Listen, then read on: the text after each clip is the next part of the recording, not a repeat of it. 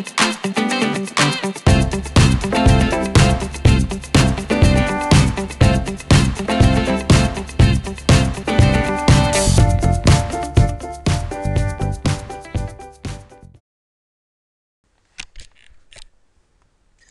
bien, salut à tous. On se retrouve pour une nouvelle vidéo sur la chaîne YouTube ABC Admin. Tout d'abord, je voudrais remercier les 43 personnes qui sont abonnées à ma chaîne. Et vraiment, cela m'insiste à travailler plus pour partager et préparer d'autres vidéos qui traitent bien sûr des différents thèmes, surtout ceux qui sont liés à l'administration système. Et dans le même contexte, on va voir aujourd'hui comment monter un système de fichiers. Mais avant de faire ça, on doit connaître la signification de montage. Pour simplifier les choses, le montage est l'opération qui permet de lier une partition à un dossier vide. Par exemple, si vous avez créé une partition /dev/sdb et vous voulez accéder à cette partition, elle doit être montée à un dossier vide. On a deux types de montage. Le montage temporaire qu'on utilise pour monter temporairement un système de fichiers quelconque. Ça veut dire, si on redémarre l'ordinateur, on perd ce qu'on a monté. Ou bien le montage permanent. Pour monter temporairement un système de fichiers, on utilise la commande mount. Mais avant de faire ça, on va voir quelles sont les partitions présentes sur notre système avec la commande block ID. Cette commande permet de renvoyer des informations sur des partitions comme le ID, comme le système de fichiers créé sur la partition, etc. Donc, block ID renvoie toutes les partitions existantes sur mon système. Donc, comme vous voyez, on a le SDA1 de premier disque, SDA2 toujours de premier disque, et on a SDB1, SDB5 et SDB6. Bon, ce qu'on va faire, c'est monter ces trois partitions SDB1, SDB5, SDB6 avec les différentes méthodes, que ce soit à l'aide de chemin ou bien à l'aide de label ou bien à l'aide de l'UID. Comme vous voyez, le système fichier créé sur SDB1, c'est OXT3. Sur SDB5, c'est OXT3. Et OXT4 sur SDB6. On commence. Mais avant, on doit créer le répertoire vide dans lequel on monte ces partitions. mkdir /mnt /data /mnt /soft /mnt le type de système de fichier créé sur la partition, c'est SCOXT3 /dev, le chemin de la partition, SDB1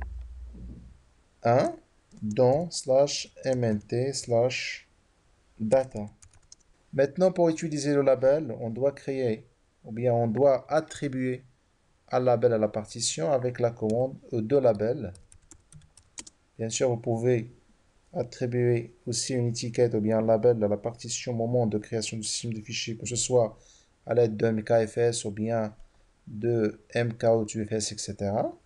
Donc, E2label dev/sdb5. Par exemple, je donne l'étiquette tutorial. Donc, si je fais maintenant E2label /dev/sdb5, il me renvoie le label et l'étiquette de cette partition. Donc, je vais maintenant monter cette partition à l'aide de label. Mount toujours. Monter le système de fichiers, c'est le xt3. Slash non. Cette fois, je vais utiliser l'argument L majuscule comme label. Je fais tutoriel dans slash mnt slash soft. Et voilà, donc ça passe sans problème. Maintenant, on va voir comment monter une partition en utilisant son UID. Premièrement, on doit récupérer l'UID de la partition. On peut faire ça avec différentes manières, mais le plus simple, c'est l'utilisation de bloc ID. Bloc ID est le nom de partition slash dev slash sdb6. Donc, comme vous voyez, ça, c'est l'UID de la partition. On copie ça. Et on fait toujours monter oxt4 parce qu'on a créé un système de fichiers de type oxt4 sur la partition. On utilise le paramètre -u majuscule comme UID. On colle l'UID de la partition et on spécifie le point de montage slash mnt slash film. Voilà. Pour vérifier tout ça, on a la commande mount. Donc, comme vous voyez, ce sont les différents systèmes de fichiers qu'on vient de monter. Mais, je répète encore une fois, ce sont des montages temporaires. Une fois on redémarre l'ordinateur, on perd tout ça. Voyons maintenant comment monter un système de fichiers d'une manière permanente. Pour monter un système de fichiers d'une manière permanente, on utilise le fichier slash otc slash fstab. Le fichier slash otc slash fstab, c'est un fichier qui contient tous les systèmes de fichiers qui doivent être montés au démarrage de système. Il suffit de déclarer un système de fichiers dans le fichier slash otc slash fstab pour qu'il soit monté au démarrage et qu'il soit permanent. Ce qu'on va faire, c'est on va essayer de prendre l'exemple de slash dev slash sdb1 et on doit le déclarer dans le fichier otc-fstab. Donc, on édite le fichier avec vm slash otc slash fstab. Donc, ici, vous avez les systèmes de fichiers qui doivent être montés au démarrage. La syntaxe de fichier est simple. Donc, la première ligne, le système de fichiers à monter.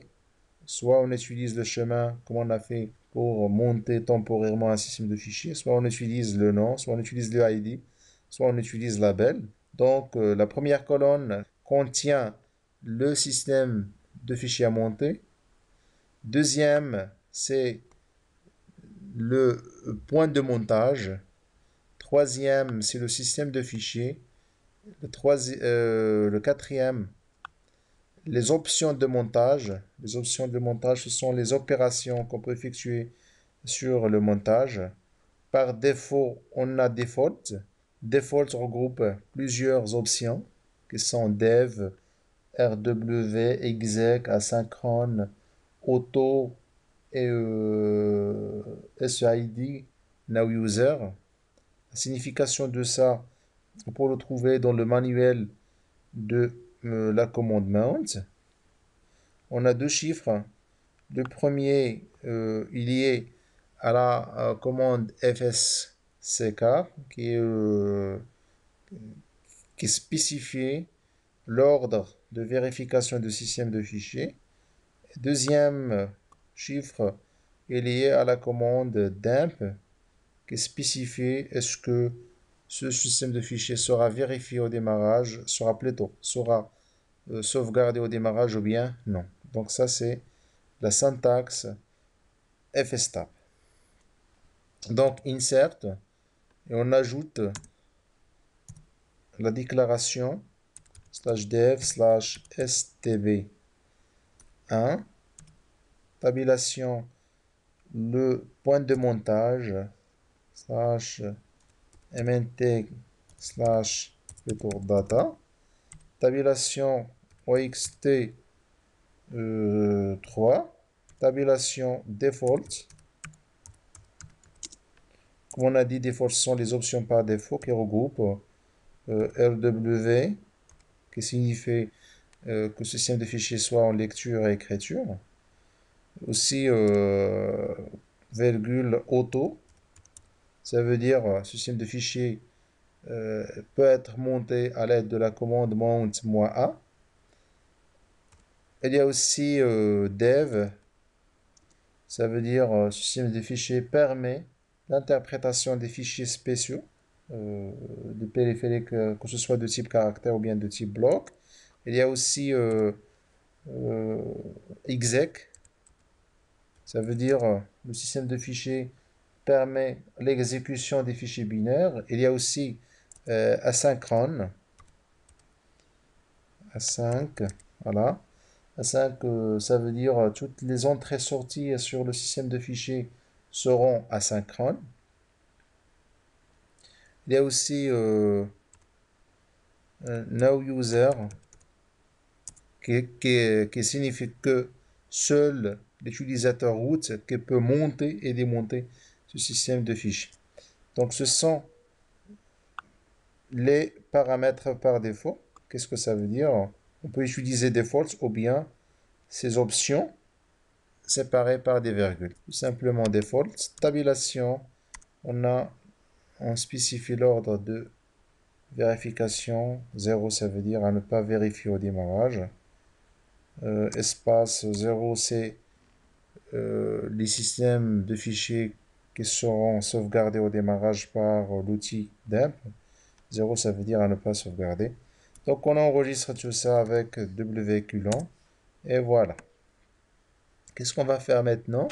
On va faire la commande mount pour vérifier les systèmes de fichiers. Hein, comme vous voyez, ce sont les différents systèmes qu'on vient de monter.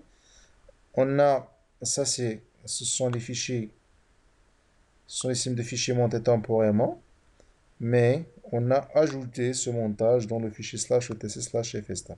Ce qu'on va faire maintenant, c'est redémarrer l'ordinateur, on va voir ce qui se passe. Donc reboot, et voilà. Donc et on attend.